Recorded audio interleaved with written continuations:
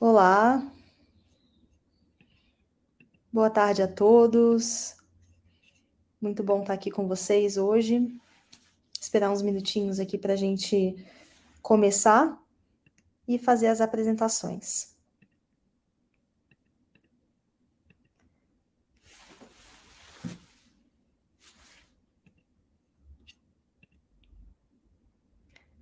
Boa. Boa tarde, boa tarde. Pessoal, estou muito feliz de estar aqui hoje no nosso mês, né, de celebração dos Mês das Mulheres e todo o significado que isso tem, né, que é um significado de posicionamento, de espaço, de fala, para a gente ocupar esse espaço com um tema super importante de saúde feminina.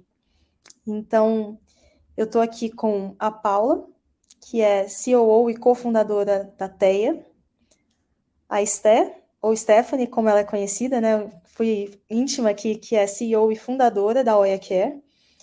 São duas startups, duas empresas no mercado de saúde feminina que surgiram nos últimos anos e estão indo super bem, desafiando, né, todos os preconceitos que esse mercado impunha e criando muito valor para as suas pacientes, para bater esse papo com a gente sobre saúde digital e saúde da mulher. E a gente colocou aqui melhores desfechos clínicos e sustentabilidade econômica, porque quando a gente fala de saúde, né, a gente sabe que existe sempre esse tripé entre a experiência do paciente, o que isso impacta em termos de saúde para esta paciente, e como que a gente encaixa esse tipo de atendimento num sistema de saúde que é complexo, que tem custos crescentes, para que ele seja mais sustentável. E para falar desse assunto, eu queria dar um passo atrás e falar um pouquinho, antes de apresentar as nossas convidadas, sobre o tema, né, de que tipo de empresas são TEA e OIA.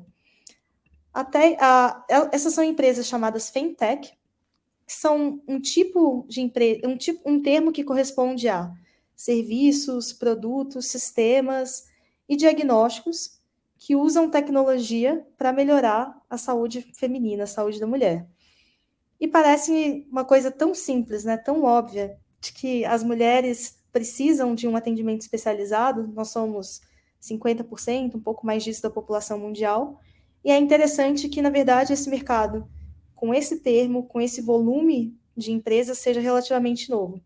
Então, a última estimativa de 2022 é que ele se tornou um mercado que levantou mais de 1,2 bilhões de dólares, mas a estimativa é que ele seja um mercado de até 50 bilhões de dólares até 2025, pela Frost Sullivan, que é uma consultoria especializada no tema. Então, estamos falando de uma coisa que é um fenômeno recente, mas crescente, e a gente está aqui para não só falar, né, do potencial que ele tem, mas na prática de como isso já tem acontecido através das experiências da Paula e da Esté.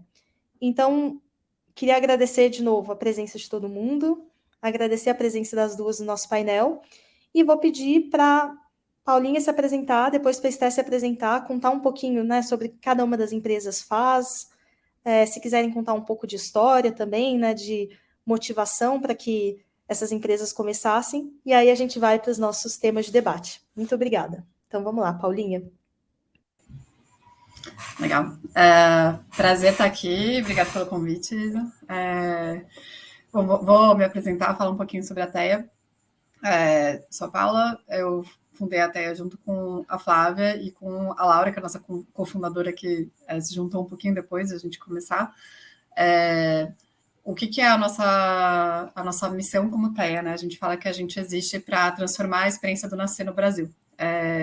A gente quer muito, dentro desse universo do nascer, trazer resultados incríveis de saúde, uma assistência transdisciplinar, acessível, acolhedora, que é tecnológica e que é baseada em evidências científicas. Por que a gente criou a TEA, né? Foi muito baseada em experiências pessoais, então quando a gente estava nesse processo de empreender, entender o que a gente queria fazer, eu e a Flávia estava com 2 filhos pequenos, eu descobri que eu estava grávida no meio disso tudo, do meu primeiro filho, o Léo, que tem 3 anos. E foi muito passando por essas dores, onde tanto eu e a Flávia tendo alguns familiares médicos, etc., e passando pelo que a gente considerava que era tipo o melhor cuidado que alguém pode ter aqui em São Paulo, uma grande metrópole, dentro de uma rede de assistência totalmente privada, etc. E a gente passou por muitas dores nesse processo, né? Diversas, assim, desde a falta de transdisciplinaridade até, de fato, essa falta de um cuidado assim, mais humano, e é isso, né? Você hoje fica numa relação muito dependente daquela figura do médico, ter as suas condutas próprias, e aí quando a gente começa a olhar em volta e perceber que, putz, a gente está no melhor dos cuidados, sofrendo, né, muitas dores, imagina quem não consegue nem pagar por isso, e a gente começou a mapear e entender que a experiência da maioria das pessoas gestantes era muito sofrível, assim. NPS, né, índice de satisfação muito baixo com essa experiência, muitos traumas envolvidos com a experiência, por isso que a gente fala muito sobre transformar o nascer no Brasil, né, porque a gente o nascer é o começo de tudo, né, então a gente fala, pô, tem pessoas que você conversa que estão aí 20, 30 anos depois do parto com traumas muito grandes relacionados à forma como foram cuidados nesse pré-natal, nesse parto. A gente tem um país hoje que é recordista em cesárea no mundo, e sendo que a maioria das pessoas começam a jornada da gestação com desejo por parto normal, então como é que isso vai para outro espectro, principalmente dentro do mundo privado, né, de quem passa a carteirinha ali, a gente está falando de 70% começar querendo um parto normal e chegar ali no final, 85% vai ter uma cesárea. E todos os custos que isso gera para um sistema, né? Então, são partos que normalmente são mais caros, geram mais UTI neonatal, além de mais insatisfação de quem queria uma coisa no começo e foi induzido a outra coisa no final. Então, a gente começou a olhar para tudo isso e entender, cara, como que a gente de fato transforma o nascer no Brasil. E foi uma jornada muito bonita até aqui, porque a gente foi aprendendo muito com esse público.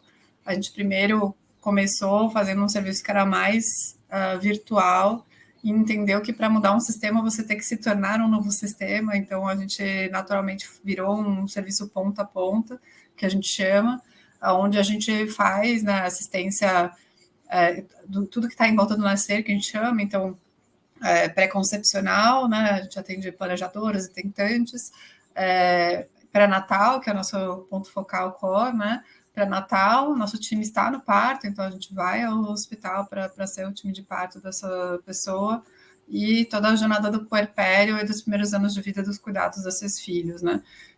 Onde a gente faz uma jornada toda amarrada e ela acontece entre o mundo físico e o mundo virtual, né? Boa parte do pré-natal em si é físico, porque tem toda uma questão, né, de exames físicos, mas uma parte principalmente mais transdisciplinar acontece no mundo virtual ali, e a gente acredita muito na tecnologia como, primeiro, um grande facilitador de tudo, traz muita praticidade, né, para esse atendimento virtual, para agendamento, etc. E a gente acredita muito na tecnologia como um grande ponto de virada de chave com relação à entrega de resultados de saúde incríveis, né? Então, todo mundo está vendo esse grande movimento que tem de inteligência artificial, é o que a gente olha bastante na TEA também, de como isso vai fazer diferença em predição de casos e desfechos, etc., para que a gente consiga cada vez mais intervir da melhor forma ao longo desse processo para desfechos de saúde muito bons. A gente entrou no primeiro grande plano de saúde no ano passado, que é a Bradesco, onde a gente atende todos os tiers de Bradesco.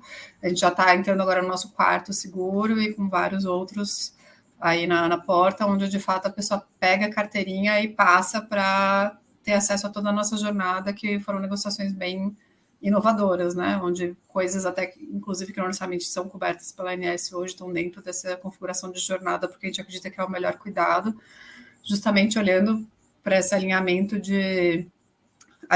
mesmo de interesses entre todo mundo, né? Onde a operadora quer menos sinistralidade, melhores desfechos. A gente acredita que com um cuidado melhor no pré-natal e mais alinhado e transdisciplinar, você tem essa entrega de resultado onde todo mundo está olhando para a mesma coisa e a satisfação vem a galope de toda a experiência que a gente cria.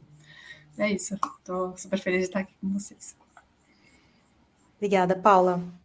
Bom, vou só fazer um comentário aqui, né, sobre o que você trouxe. Você comentou sobre esse processo de criação de um mercado, né? Eu lembro que quando a Nilo começou, a gente também tinha muito essa conversa com as operadoras de falar, olha, o que a gente quer oferecer é um pacote, é uma jornada, um conjunto de coisas. Eles falaram, poxa, mas não tem isso na minha tabela, não tem nem como te pagar porque isso não existe, né? Então, hoje parece simples essa visão de o que a gente oferece é uma jornada de cuidado, mas há 3 anos atrás isso não só não era comum, quanto não era nem possível, dado o modelo de pagamento que existia. Então, super legal essa revolução, sua perspectiva de entrega para o mercado também. Sté, por favor, se apresente. Bem-vinda. Obrigada, Isa. Oi, Paulinha, tudo bom? Oi, todo mundo que eu não conheço. Muito prazer. E que nem a Isa falou, meu nome é Stephanie, mas todo mundo me chama de Sté, então pode chamar automaticamente. A minha história, bom, eu sou originalmente do mercado financeiro, então não sou médica, e acabei estudando fora e tal, trabalhando fora também. E aí, no final de 2019, assim, eu tava querendo muito voltar para o Brasil, mas não sabia exatamente com o que trabalhar. E, ao mesmo tempo, eu era uma millennial de 29, 28 anos, sendo muito, muito público-alvo de muitas dessas femtechs, que a Isa explicou o que são, né? Então, já estava acontecendo essa onda de femtechs nos Estados Unidos, principalmente entre Nova York e Londres, eram as cidades onde eu estava morando. E eu era totalmente atingida por elas, fazia muito sentido para mim como usuária, e quando eu olhava para o Brasil, eu não via nada nesse sentido acontecendo aqui. Então, no começo de 2020, por acaso, assim, uma semana antes da pandemia estourar, eu voltei para o Brasil com o objetivo de montar a Oia, ou Oia Care, como a gente chama, com essa missão muito, muito, muito clara, que é a missão saúde para potencializar a autonomia, começando pela saúde feminina para potencializar a autonomia feminina. Então, isso sempre foi muito claro.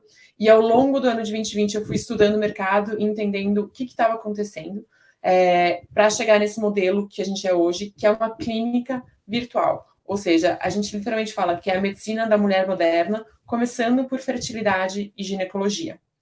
E por quê? Então, assim, quais foram os motivos que levaram a gente a chegar nesse modelo? No mundo, hoje a gente sabe que 80% do mercado de saúde é feminino, acho que todo mundo aqui deve saber desse dado. No Brasil, a gente tem 110 milhões de mulheres e 60% delas têm menos de 40 anos. Então, a gente tem uma população grande de millennials e Gen Z na prática. E o que está acontecendo com essas millennials e Gen Zs? Elas estão tendo questões de saúde, e aí a primeira coisa que elas fazem é ir no Google. Então, do celular, elas pegam o evento no Google e tentam achar uma solução. A segunda coisa que elas fazem é entrar no WhatsApp e mandar uma mensagem para uma outra mulher ou um grupo de mulheres que não necessariamente são médicas e tenta achar uma solução, né, social para a questão. Terceiro, acham o WhatsApp ou contato de um médico e mandam para esse médico. E só por último, realmente, vão para um atendimento clínico. E é um grande funil, né? Isso a maioria, inclusive, para no Google. Então, a oportunidade que a Oia viu e que a gente acredita muito até hoje é de trazer soluções e serviços woman-centric, ou seja, colocando a pessoa, a mulher, no centro, que encaixa no comportamento dela atual. Então, se ela está no celular buscando soluções, vamos trazer soluções baseadas em ciência e medicina, fácil de usar para esse celular, para essa experiência. Começando pelas top dores dessa população que a gente decidiu atingir primeiro, então dessa população Gen Z e Millennials. E a nossa conclusão é que essas top dores são relacionadas à fertilidade, não infertilidade, tá? É importante falar isso, é fertilidade, entender aonde na linha do tempo da vida fértil você tá e quais são as opções para você e quando, por exemplo, congelar os óvulos ou não. Então, fertilidade. O segundo é ginecologia geral, então, infecção urinária, candidíase, pílula do dia seguinte, cólica menstrual, todas as questões que fazem parte do dia a dia da mulher, não é só uma vez por ano que ela vai no médico que acontece. E em terceiro, contracepção. Então, qual que é o melhor contraceptivo para mim? Eu resolvi explorar mais a minha sexualidade, explorar outros gêneros, por exemplo, ou eu não aguento mais tomar pílula. Enfim, tem muitas questões que são muito, voltam muito de vários lugares, de várias pessoas diferentes, então a gente resolveu ter esse também como um dos 3 temas principais hoje. E hoje a gente entrega esses 3 temas principais, fertilidade, ginecologia geral e contracepção, numa camada de social following e numa camada de telemedicina, ou consulta online. Então, hoje a gente enxerga muito a camada de comunicação via Instagram, via newsletter, via TikTok, como uma entrega de valor para a sociedade. Apesar da gente não ganhar dinheiro com isso, digamos assim, a gente leva essa entrega de valor muito a sério, porque é o jeito que a gente interage diariamente com as nossas oianas, que é como a gente chama as nossas usuárias. E por trás dela não é a Esté com a opinião da Esté, emitindo uma opinião da Esté. Na verdade, são estudos acadêmicos, clínicos, científicos, traduzidos pela nossa equipe de redação e de design, e aí revisados pelo nosso corpo clínico, que são os nossos médicos. Então, é muito importante falar que todo o nosso social, toda a nossa comunicação como OIA, ela é baseada em ciência. E a gente tenta traduzir a ciência e medicina numa linguagem tanto verbal quanto visual, que as pessoas conseguem entender. Então, esse é o primeiro nível de serviço. E o segundo nível de serviço é a telemedicina, é a consulta virtual, onde tem um corpo clínico que é selecionado e treinado pela gente. Principalmente, o que a gente tenta resolver é trazer muita facilidade no agendamento. Então, é muito fácil agendar uma consulta com a OIA. Você consegue agendar normalmente no mesmo dia. E assim, imagina que se você está com uma infecção urinária, é importante que seja no mesmo dia, que não que daqui a 8 dias, quando você conseguir um horário no seu médico e tal. E também, às vezes, não faz sentido você ir até um pronto-socorro só, entre aspas, por uma questão assim. A outra coisa que é acolhimento e sem preconceitos. Então, a pessoa chega para falar com os nossos médicos estão preparados para escutar de tudo e não fazer cara feia, não fazer cara, nossa, que estranho, para realmente acolher a pessoa, não importa, entre aspas, o que ela fez na noite passada. E aí, em terceiro lugar, o nosso grande objetivo é que a pessoa saia com as informações necessárias para conseguir tomar as melhores decisões para a vida dela, ou seja, autonomia. Esse é o nosso grande finale, que tem a ver com a nossa missão. Mas é isso. Acho que me alonguei aqui um pouco, mas a gente pode continuar conversando ao longo do nosso webinar. Não, foi ótimo, Esté. Bom, eu sou suspeita para falar, sou cliente da Oia Care, ainda não sou cliente da TEA, serei, eu espero, no momento certo, né, no momento do começo da jornada. Então, estou aqui como testemunha usuária de uma experiência incrível, né, que começa por esse lado de conveniência, pelo digital, na qualidade do atendimento também. E tiveram 2 coisas que tanto a Esté quanto a Paula trouxeram, que me chamou a atenção, que é o lado da autonomia, do poder de escolha, do empoderamento.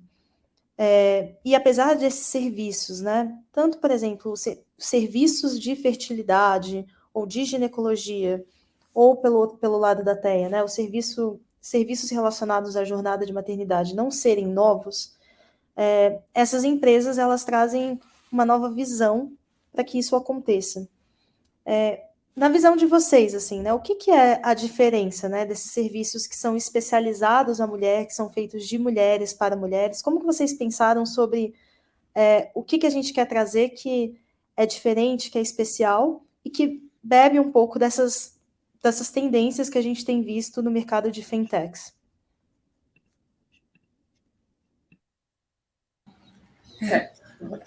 Eu acho... Para mim são algumas coisas, né? Um que eu acho que tem todo um trabalho, eu acho que Estel, a forma como você apresentou, traduz muito isso, que também é uma forma que a gente pensa, né?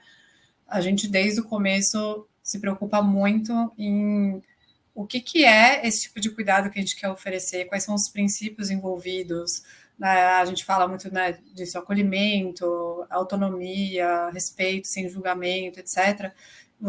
Eu acho que tem uma das coisas que é trazer para um nível institucional isso, né? Então, hoje o que a gente tem no mercado, principalmente quando você fala da parte mais assistencial, que está fora, sei lá, de hospitais, etc., que você tem muitos consultórios de pessoas, indivíduos, que cada um tem o seu viés de como cuida, que evidências que usa. E a coisa mais comum na medicina, todo mundo aqui já deve ter passado, é você ir numa pessoa falar uma coisa e te atender de um jeito, e no outro falar outra coisa. Você não sabe nem o que você acredita, o que você faz, o que você segue. Então, você tem um desalinhamento, assim, né? Quando você vai para esse nível individual. E os pacientes, acho que ficam muito nessa, assim, eu preciso achar alguém que eu vou confiar o suficiente, porque alguma coisa eu tenho que seguir. E a gente acredita muito nesse poder institucional, que é tipo tudo ser muito bem pensado.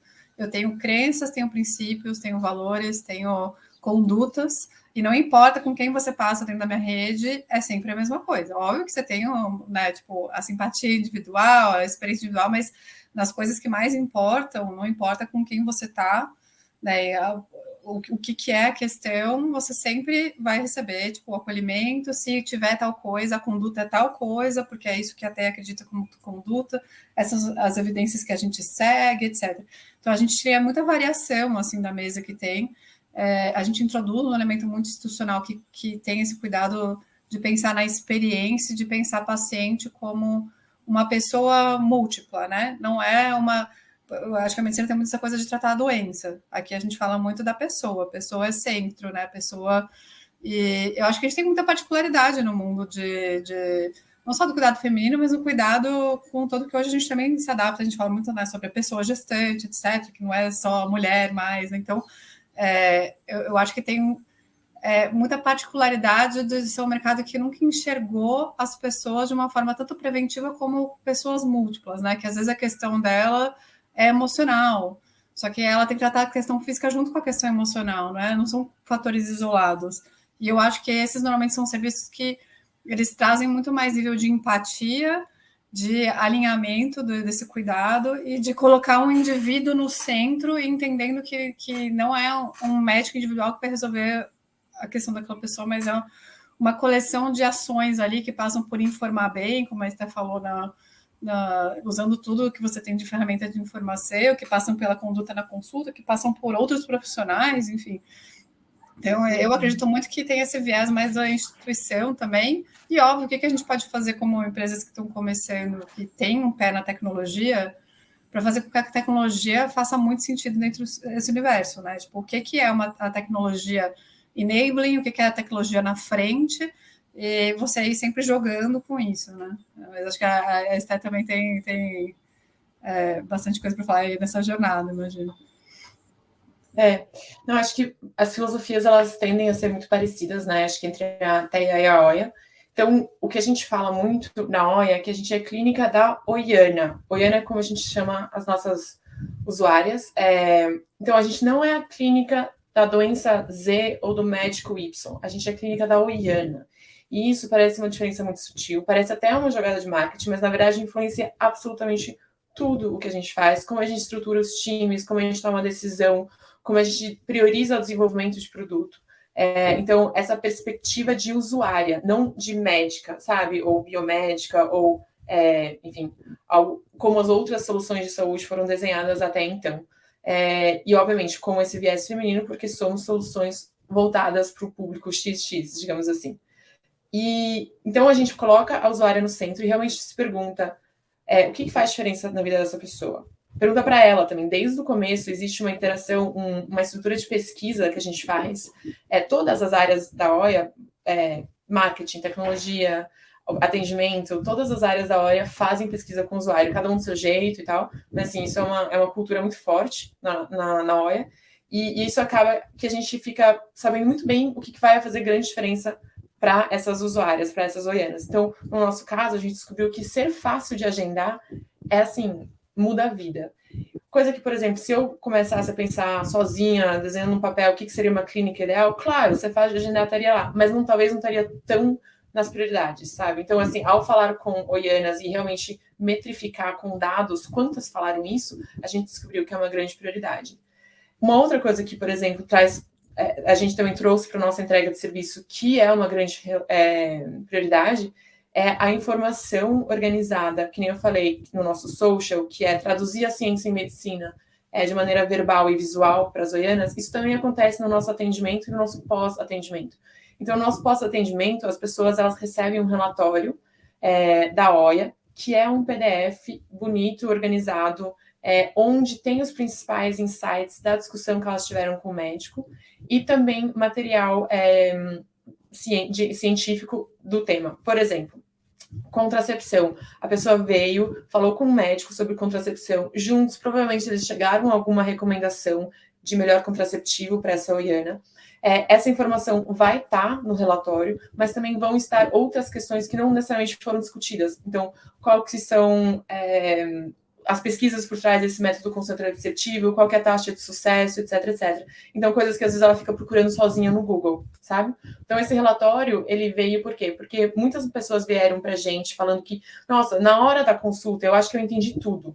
E aí depois, eu chego em casa, vou falar para alguém, vou falar para uma amiga, ou para o meu parceiro ou parceira, e aí parece que eu não lembro das coisas direito. Então, a gente falou, bom, isso tá fácil, vamos organizar isso. Então, isso é um outro exemplo.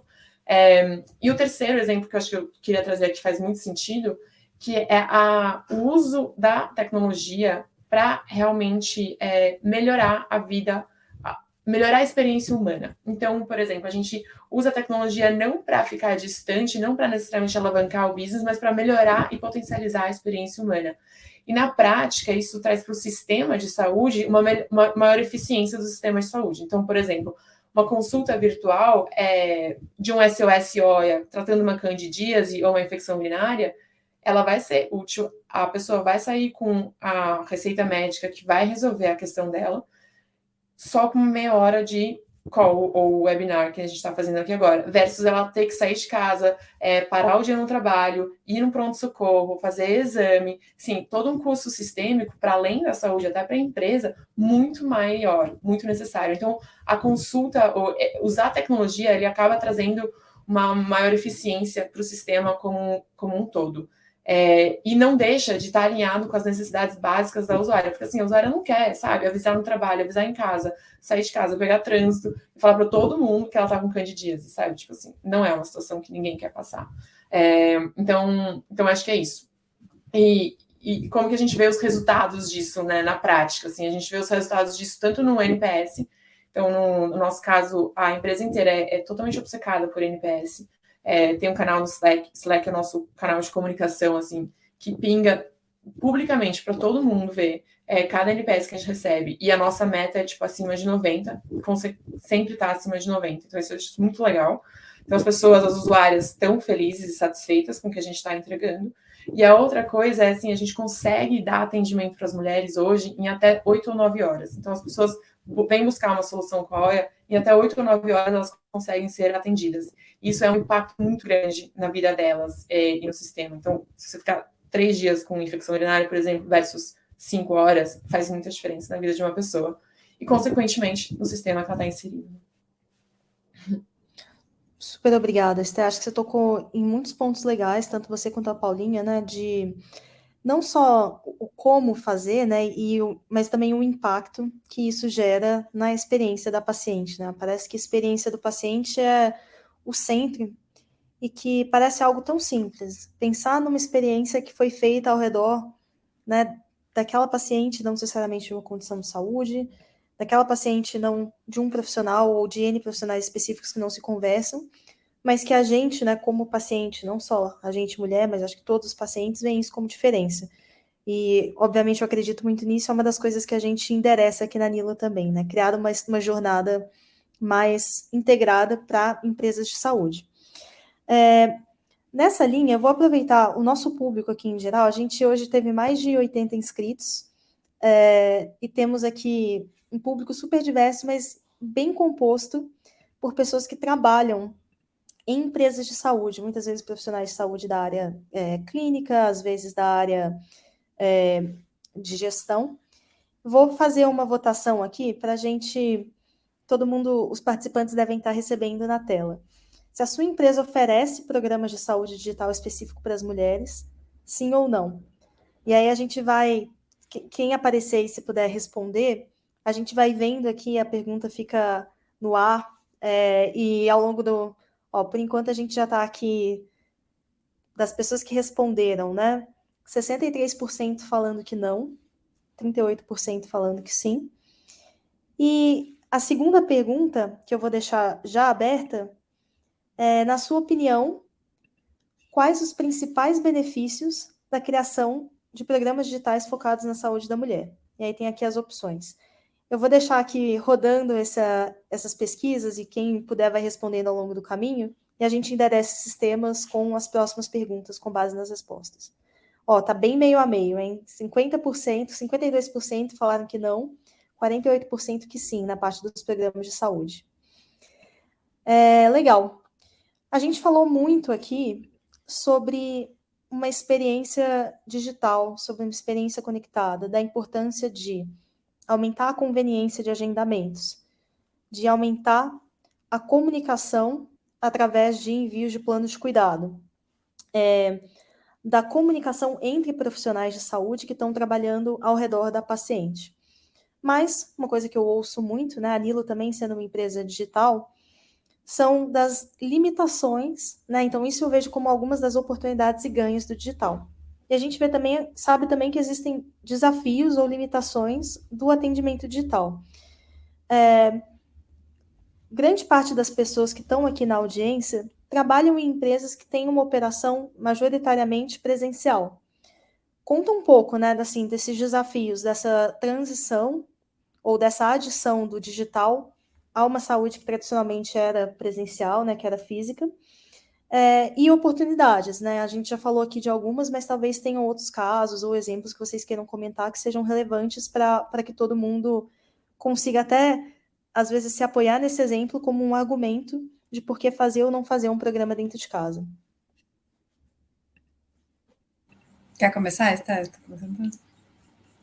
Não, pode ir, tranquilo. Eu acho que é legal porque assim, a gente passou por essa jornada na Terra. Quando a gente começou a Terra, a gente sempre sabia que a gente ia ir para o mundo físico, mas a gente foi mais rápido do que a gente pensava e para a gente foi interessante porque, né, o nosso primeiro programa que a gente lançou era completamente virtual, um acompanhamento virtual da gestação e tal. Eu acho que a principal coisa que a gente enfrentou mais rápido não tem tanto a ver com a adoção, porque é isso, assim, né, na minha visão, quando até a medicina foi liberada no Brasil, na verdade a gente já tinha testado todo digital, a gente já estava, porque no mundo inteiro já estava sendo feito, no mundo inteiro, nos principais países, assim, já tinha resultados muito bons, e eu acho que o lado do paciente já estava muito preparado, porque, assim, o que mais existe no mundo do cuidado de saúde aqui, a galera usando e abusando do WhatsApp, que não deixa de ser, tipo, hoje uma ferramenta de saúde digital, praticamente, né? Muita gente aí respondendo coisa. Eu tenho uma pediatra, passo o dia inteiro respondendo coisa no WhatsApp. É um cuidado de saúde que ela está fazendo virtual já, e que já estava acontecendo há muito tempo. Então, a gente percebeu, assim, muito rápido que não existe uma questão tão grande no lado da adoção dos pacientes, muito pelo contrário, existiu uma eu quero, que eu acho que a pandemia só acelerou mais, e acelerou mais a adoção do lado dos profissionais, na nossa visão, né? Coisas que talvez muita gente no mercado estava com o pé atrás, de repente foi forçada a adotar e falou, até que funciona, né? Então, a impressão que a gente teve, assim, a adoção em si não nos pareceu uma grande questão, muito pelo contrário, acho que a gente vê essa demanda, as pessoas querem. O que a gente percebeu mais foi isso. Eu acho que tem algumas questões de saúde que você abre e fecha o ciclo completamente virtual e funciona lindamente. E tem questões como o que é o nosso core hoje, que é a gestão onde você precisa da ponta física. E aí, se você não faz essa ponta física, alguma outra pessoa está fazendo, uma outra entidade ou coisa do tipo. E aí é onde você começa a ter um pouquinho bastante, que a gente percebeu, de rusga na experiência, porque se eu garanto uma experiência super legal, linda, aqui, onde eu estou dando muita informação, eu estou baseada em evidência, eu estou assim, só que, né, a pessoa vai para aquela ponta física ali para fazer o que ela precisa que seja físico, e é um profissional que não está na nossa rede, que não está alinhado com a nossa forma de cuidar e tal, muito rapidamente a gente começou a perceber esses atritos de experiência, você saía, tipo, maravilhada, chegava lá na ponta. Aí uma das nossas maiores entregas de resultado de saúde é, por exemplo, taxa de cesárea. Então, a gente viu muito rapidamente que, assim, o paciente estava munida de toda a informação, ela estava lá, chega lá, na mão de não sei quem, vai lá, a taxa de cesárea, tipo, altíssima. A gente melhorava a taxa de cesárea? Melhorava, tipo, não era os 85,90 do mercado, era 65,70 de taxa de cesárea, mas ainda muito alta, né? Se você for considerar o desejo da pessoa versus o que aconteceu. E a gente começou a olhar para isso e falar assim, de fato, assim, o digital, quando falo digital, a parte mais de prover o cuidado digital, para algumas coisas dá para ser 100%, para outras questões, você precisa achar formas de estar muito, muito alinhado em incentivos e cuidado, etc., com quem está fazendo físico. A gente resolveu, como TEA, fazer ponta a ponta. A gente falou, a gente quer ser dono dessa experiência, a gente acha que assim a gente vai alinhar todas as pontas, a gente treina esses profissionais, a gente tem os nossos protocolos, etc. E assim a gente entrega os resultados. De fato, é o que acontece hoje. A gente tem uma taxa de cesárea radicalmente mais baixa do que o mercado, taxa de UTI neonatal muito melhor, etc. E a gente se alinha nesses conceitos. E a experiência também da paciente que a gente está medindo lá, NPS de cada etapa, NPS de parto, radicalmente melhor. Mas para outras coisas que dá para você começar e fechar o ciclo no digital, eu acho que tipo, não tem por que não. Tá todo mundo quer. Óbvio que você vai ter alguns perfis de paciente que não querem, mas hoje a nossa percepção é que cada vez mais é a minoria. Assim, tipo, todo mundo quer uma solução mais rápida, de qualidade para os seus problemas, sem ter que, né, se mobilizar e até não sei aonde, não sei o quê. E eu acho que isso, para a gente, claramente, assim, é uma coisa que zero questão de adoção, assim, do lado dos pacientes, e depois do que aconteceu na pandemia, a gente vê pouca resistência dos profissionais de forma geral também em migrar para esse modelo, desde que tenha essa ciência de que tem coisa que sim, a gente precisa do presencial, né? E eu acho que para quem está no virtual, acho que é isso. Ou você decide fazer o ponto a ponto, ou você se alinha a uma rede que está ali, que você acredita, indica e tal, mas o que a gente mais vê é meio que esse alinhamento de condutas, de formas do que você acredita, e alinhamento principalmente de incentivos, né? Tudo tem a ver com incentivo no final do dia. Ele é extremamente necessário, né? Não, super. E Esther, vou só comentar um ponto antes de passar a palavra para você, porque eu acho que você trouxe alguns aprendizados muito legais aqui, né, Paulinha? A gente ouvia muito, no começo da história da Nilo, alguns de vocês devem saber que a gente começou atuando com um público 50+, né, e a gente ouvia muito essa dúvida de, olha, será que vai ser possível fazer atendimento e engajamento de pacientes 50+, através do digital? E assim, na verdade foi o ultra engajamento pelo canal digital, com essa população na época, hoje a gente atende todas as idades, que fez com que a gente percebesse que existia uma grande oportunidade de que empresas começassem a fazer, né, uma alavancagem dos seus atendimentos através de canais digitais, sem que isso gerasse um caos operacional. Porque a experiência que as pessoas estavam passando era, né, como é que eu faço? Como é que eu uso essa poderosa arma que eu tenho aqui, né, arma no bom sentido, de engajamento, do tipo de um atendimento individualizado, sem que isso gere do outro lado o desgaste mental dos nossos colaboradores que vão passar o dia inteiro respondendo mensagem, tentando conectar uma coisa com a outra, e isso também não funciona bem. Então, a gente entendeu que ali existia essa necessidade de fazer com que essa transição acontecesse nos dois lados. E eu achei muito legal também o segundo aprendizado, que foi sobre a tomada de decisão de por que o físico, né? Que não foi assim, olha, a gente quer ou não quer uma perspectiva só negocial, mas para a nossa paciente, a gente acha que a melhor entrega de valor vai acontecer se a gente fizer dessa forma. Então, queremos investir porque isso é a prioridade. Muito legal. Steb, desculpa interromper, por favor. Imagina, eu acho que é muito parecido com o que vocês já trouxeram aqui. Bom, relembrando, acho que dois pontos da OIA. Primeiro ponto, nossos 3 temas, né? Contracepção, fertilidade e ginecologia geral. São os temas que a gente hoje trata. E o outro ponto que eu trouxe antes também, que a gente segue muito o feedback das oianas. Então, elas falam, a gente para, escuta e vê se faz sentido, se não faz, como é que a gente consegue usar ciência e tecnologia para entregar uma solução. E aí, nisso, foi inevitável a gente ir para o físico também. Então, até dando um spoiler aqui, tipo, a OIA já tem uma clínica física, mas a gente vai anunciar para o mercado só em maio. Então, assim, já está operando Family and Friends. Olha, o spoiler só para cá.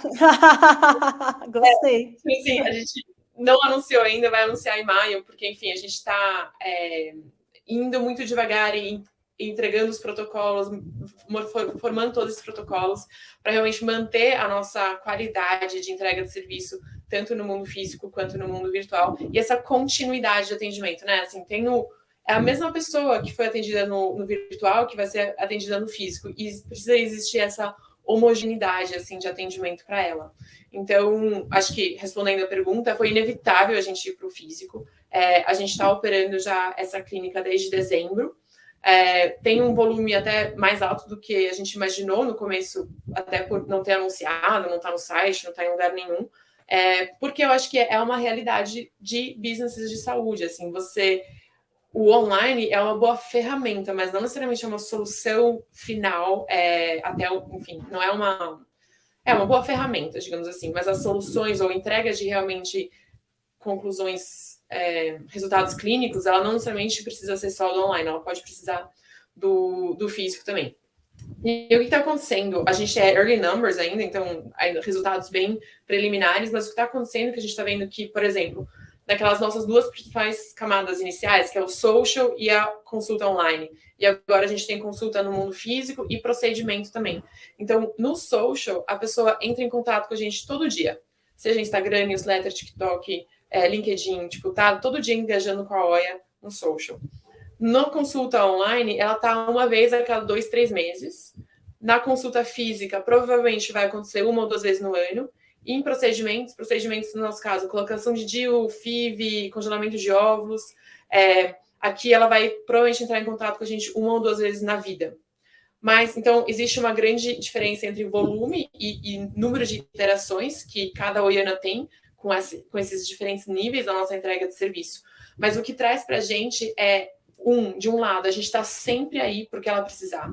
Então, cara, hoje você precisa de um Instagram que te informe alguma coisa, ou de uma newsletter que te informe de alguma coisa, ou você precisa de um congelamento de ovos, sabe? Não importa, a gente está aí para ela. E, por outro lado, para a gente, como um business de saúde, a gente traz muito engajamento. Então, a pessoa, ela volta e interage com as nossas soluções de uma maneira constante. Então, a gente não precisa realmente resgatar ela todo dia e vir para perto da OIA. Ela já está perto da OIA, num sistema, assim, bem... Parece automático, mas é porque as soluções elas estão feitas com as dores que realmente acontecem. Então, é natural, sabe? O engajamento vem de uma maneira muito, muito natural. E, bom, enfim, só resumindo, a nossa estratégia tem esses 4 níveis de serviço, e esses 3 temas, obviamente, transcendem os 4 níveis de serviço, e é a mesma equipe clínica que está preparada para atender nos 4 níveis de serviço também. Então, acho que isso é importante também ressaltar. Não é uma outra equipe, sabe? É a mesma equipe. Obrigada, Esté. Olha, a Rebeca fez uma pergunta aqui. Onde ficam as clínicas? Se vocês puderem contar, não sei se já pode anunciar.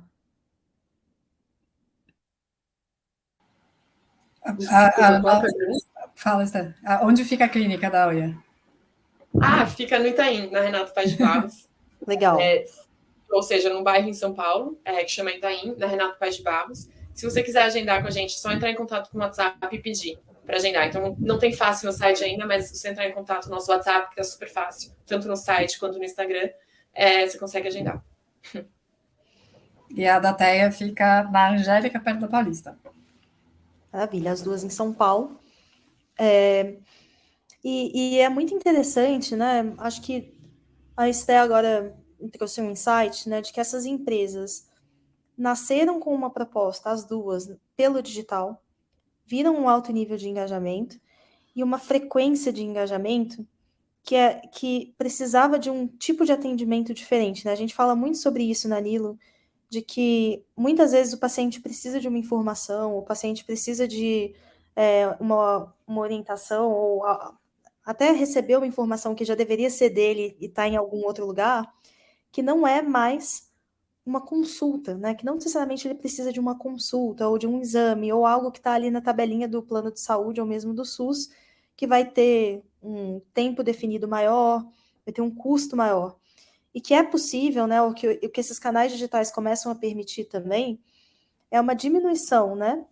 Desse custo de uma consulta inteira, de um procedimento inteiro, que permite que os pacientes interajam mais, com uma frequência maior, um engajamento mais alto, e estejam mais próximos desse serviço de saúde, que eu acho que, no fundo, é tanto melhor para o paciente, quanto melhor para a empresa que oferece esse tipo de atividade. E aí eu vou aproveitar aqui uma pergunta que a gente recebeu no privado, do Jefferson Lopes Pinto. Então, primeiro ele começa falando: parabéns pelo lindo trabalho de transformar a dor em uma ação transformadora. Stephanie e Paula, poderiam falar um pouco mais do potencial das estruturas de cada uma nesse processo de descentralização, democratização do acesso para as demais regiões do país? Então, eu selecionei essa pergunta porque a gente está falando, né, tanto do impacto para paciente, mas aqui ele está trazendo um outro ponto, que é a alavancagem do digital para o acesso fora de São Paulo, né, para as pessoas que não podem ir para a clínica. Se puderem comentar um pouquinho mais sobre isso.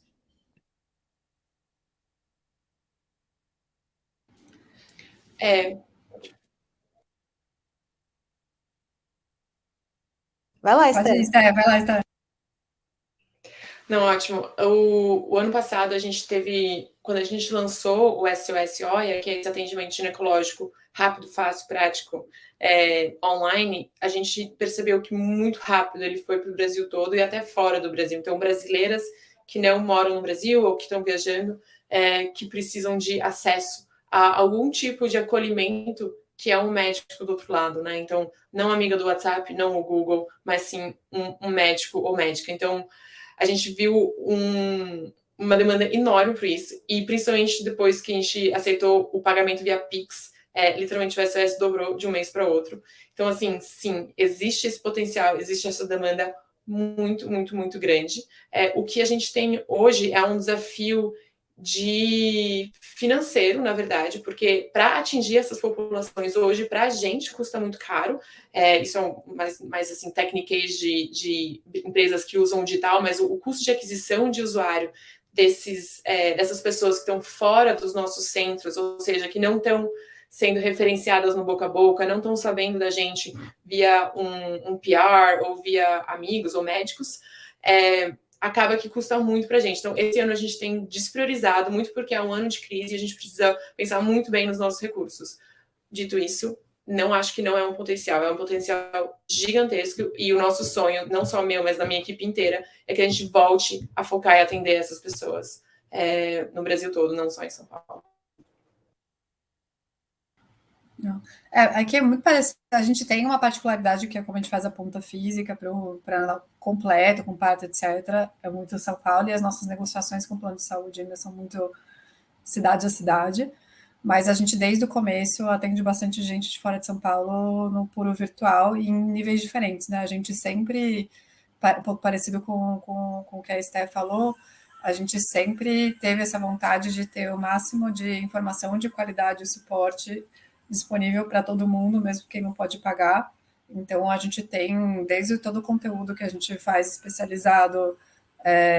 Hoje, se você baixar o app da TEA e se cadastrar, você tem acesso ao conteúdo da nossa equipe, a sugestão de jornada de quais profissionais você deveria passar e quando, etc., completamente aberto. Então, a gente tem vários casos de uso onde, tipo, a gente sabe de pessoas tanto de São Paulo, de fora de São Paulo, etc., que baixam o app e usam os conteúdos semanais de o que está acontecendo, o que a gente indica, tal, sem usar, sem estar pagando nada para fazer consultas, etc., porque a gente acredita que isso é o mínimo que a gente deveria poder entregar para valor para qualquer pessoa. O nosso foco de aquisição não é nessas pessoas, mas as pessoas vêm na rabeira toda vez que a gente sai num PR, né, numa assessoria de imprensa, né, alguém falando sobre a gente, quando as pessoas procuram sobre o tema e a gente aparece ranqueado no Google, etc., a gente acredita que a gente tem que entregar esse valor para qualquer pessoa. A gente tem um sonho de lá no futuro a gente conseguir ter soluções que são mais amarradas com SUS também, etc., mas isso está muito lá na frente do nosso roadmap. Então, para o Brasil inteiro e fora do Brasil também, a gente vê muito essa demanda em consultas virtuais. A gente tem pessoas que seguem pré-natal totalmente virtual com a gente de fora de São Paulo, mas aí nisso elas estão indo em médicos ou instituições locais para dar segmento. E em tudo que a gente fala que é esse conteúdo aberto, né? Tudo que a gente puder abrir que para dar algum nível maior de suporte e valor para pessoas de fora, a gente dá, mas o que a gente acredita na solução completa, daí hoje a gente está desenhando. Nossa vontade, né, nossa meta é ser uma companhia Brasil e além de Brasil. E a gente está desenhando já um pouco do que é esse plano de expansão também, para que a gente possa oferecer também o serviço ponta a ponta em diferentes formatos, dependendo de para onde a gente vai, justamente porque a gente acredita que o impacto que a gente quer ter em termos de resultado, é o Brasil inteiro que tem essa dor, né? Então a gente quer aos poucos ir atingindo cada região, sim. Incrível. Bom, Jefferson, eu não sei se você é de fora de São Paulo, mas se quiser também falar aqui pelo chat, eu acho que elas trouxeram, né, nas duas respostas algo muito legal, porque o digital ele leva mais longe. E tem um outro aspecto que leva mais longe também, que é fazer saúde de um jeito mais custo-efetivo leva as coisas mais longe, né? Por mais que o custo de aquisição às vezes seja mais alto, um SOS OIA ou consumir esses materiais de educação em saúde que a Paula está comentando, né? São coisas que hoje talvez a população não tivesse acesso e que esse novo modelo de servir amplia o acesso sob a perspectiva financeira também para pacientes não segurados, para pacientes que talvez tenham um plano que não cubra nenhum dos dois serviços. Então, é algo... É um movimento, né? O digital ele é um movimento que carrega consigo a bandeira da democratização do acesso, da inclusão. E nessa linha, né, do tipo de resultados, aqui a gente tem uma pergunta da Renata. Ela falou assim: falamos bastante sobre NPS, que é bem importante, mas temos números e estatísticas do impacto de programas de saúde digital feminina no custo do sistema de saúde, operadoras, por exemplo? Temos alguma noção mais precisa sobre o impacto de saúde ou desfecho clínico? Ou seja, a gente está falando aqui muito da experiência do paciente. Como que isso, agora saindo um pouco da lente do paciente, né, e pensando na lente do sistema, e depois voltando para o paciente, sob perspectiva clínica, qual que é o impacto desse tipo de cuidado? Não sei se vocês já têm algum número, mesmo que seja de pesquisa, para compartilhar. A gente tem, inclusive isso faz parte normalmente dos nossos contratos com operadoras, que é, por enquanto, trocas de KPIs específicos, e a gente tem desenhado alguns modelos, inclusive, para amarrar a remuneração, etc., em KPIs compartilhados. O nosso foco ainda é muito no KPI e menos no custo, sabendo que a gente consegue amarrar esses KPIs em custo, né? Então, o que a gente acredita como TEA, né? A gente está na parte assistencial, e aonde na fase de vida que a gente cuida, o maior custo está se acontece alguma coisa, né, que algum desfecho não favorável que gera um custo hospitalar imenso. Então, um dos grandes exemplos disso são que a gente chama de $1 million babies, né, mas tipo, UTI neonatal, né, dependendo do hospital que está, a gente está falando de milhões de reais. O bebê ficando na UTI, ele custa mais de R$1 milhão para um plano de saúde. E muitos desses desfechos, eles são ligados, né, boa parte, à qualidade desse pré-natal e à qualidade da assistência no parto. Então, a gente hoje segue um monte de KPIs de desfechos de saúde, mas a gente tem alguns que são os mais topo de linha principais, que se correlacionam diretamente com custos, que são a própria taxa de cesárea, porque a cesárea por si só já gera mais custo isoladamente, porque normalmente fica um dia a mais no hospital, o custo de utilização da sala é maior, etc. Então, só o custo desse evento para o plano de saúde já é maior, e é um evento que ele é altamente atrelado a piores desfechos, né, de UTI neonatal, UTI materna, etc. Que são as 3 grandes coisas que a gente acompanha, o topo de linha, 4 grandes KPIs, que é taxa de cesárea, UTI neonatal, e aí tanto o percentual quanto a média de dias que fica, UTI materna, né, percentual de dias que fica, e taxa de prematuridade.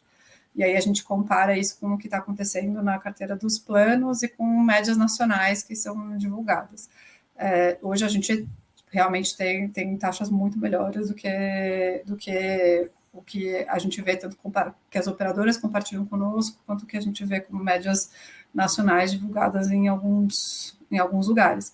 Agora, a gente ainda não tem uma ponta que para a gente é super importante, que a gente está em construção com as operadoras, que é conseguir enxergar esse custo da operadora no ponto a ponto. Eu sei quanto a operadora gasta comigo, mas eu quero conseguir quantificar melhor o quanto de custo eu salvo ao ter esses melhores desfechos. E isso a gente ainda vê uma certa inabilidade das próprias operadoras em conseguirem levantar, mas muito desejo. Então, conforme elas melhoram seus próprios sistemas, etc., a gente entende que a gente vai passar a ter mais acesso a esses custos para conseguir ter não só os desfechos, que já são próximos dos custos, mas os custos em si, que aí, para mim, é onde a brincadeira vai ficando mais interessante, né? Porque a gente consegue desenhar melhores modelos de negócio com mais incentivos alinhados, tipo, de tanto que você salvar de custo, você me dá tanto, enfim. Aí a gente vai cada vez mais abandonando esse modelo.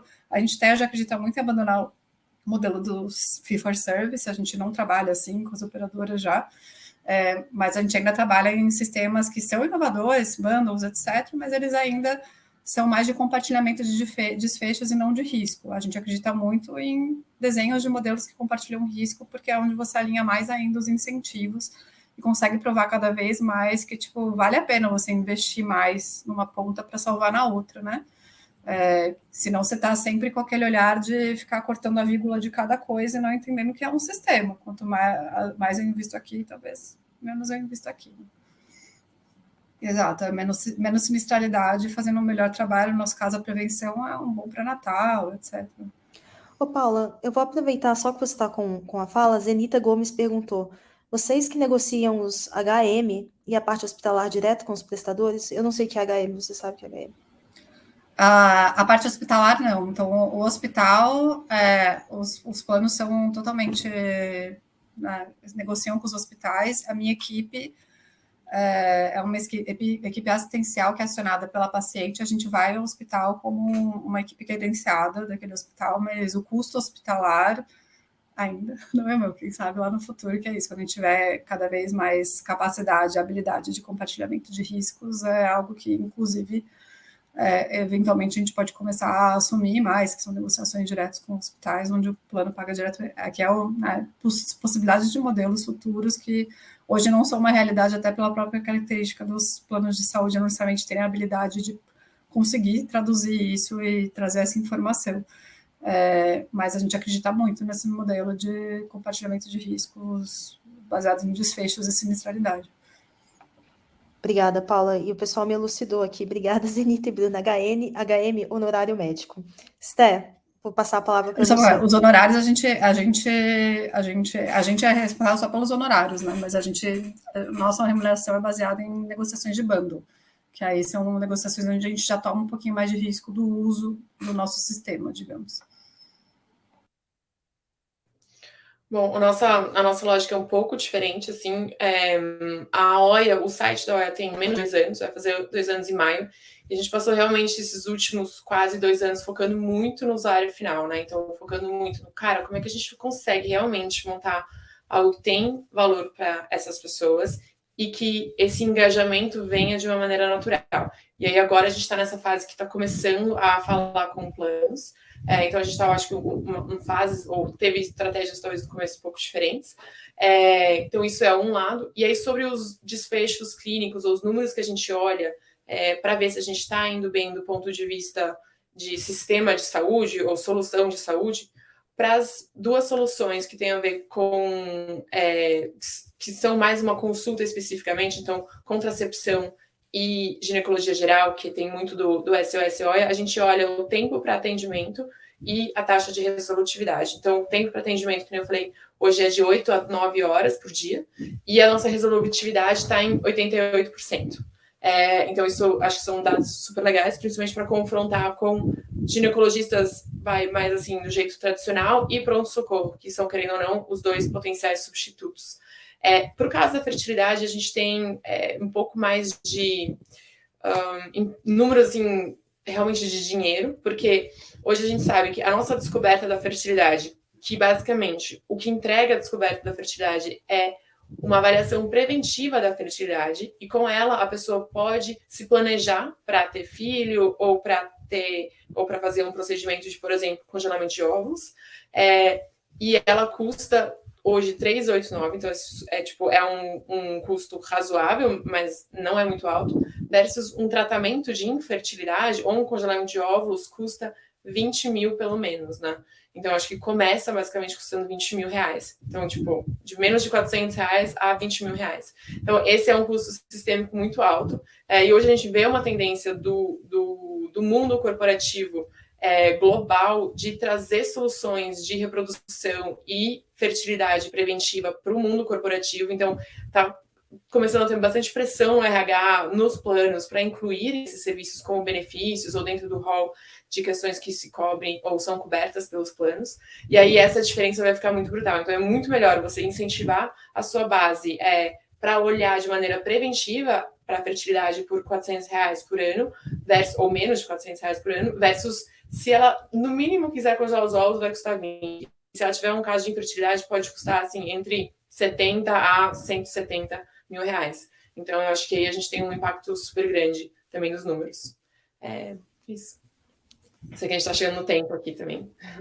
Esté, super obrigada. Eu acho que foi bem legal, porque a Rebeca colocou aqui, prevenção é o caminho para a diminuição de sinistralidade. E eu acho que esse é o tripé, né? Que tanto a Oia Care, quanto a TEA, quanto a Nilo buscam trazer, né? Como que a gente conecta todas essas pontas, né? Como que a gente, oferecendo uma melhor experiência para o paciente, centrado no paciente, consegue fazer com que ele tenha uma jornada mais engajante, consequentemente, um melhor atendimento com melhor desfecho clínico e para que sejam tratadas questões, né, que geram maior custo ou geram, por exemplo, reincidência ou geram complicações, né, no caso do parto a posteriori, com uma equipe que está alinhada com esses valores e, eventualmente, com modelos de remuneração diferentes também. Então, queria agradecer muito pelo tempo de vocês, pelas respostas incríveis. Dar parabéns também, né, pela jornada empreendedora, pela experiência. Tô doida para poder experimentar, Paulinha, quando vocês estiverem lá para ainda não mães, ou quando eu chegar nessa etapa, vai ser muito bom. E, Esté, muito obrigada também pelo serviço aí oferecido. Eu sou muito fã. Queria agradecer a todo mundo que participou também. A audiência super engajada. Desculpa as pessoas que a gente não conseguiu endereçar as perguntas, mas eu tenho certeza que a Paulinha e a Esté também vão ter prazer em responder depois. Se vocês quiserem deixar o e-mail de vocês aí no chat ou LinkedIn, as pessoas podem entrar em contato. Obrigada, gente. Obrigada. Muito obrigada.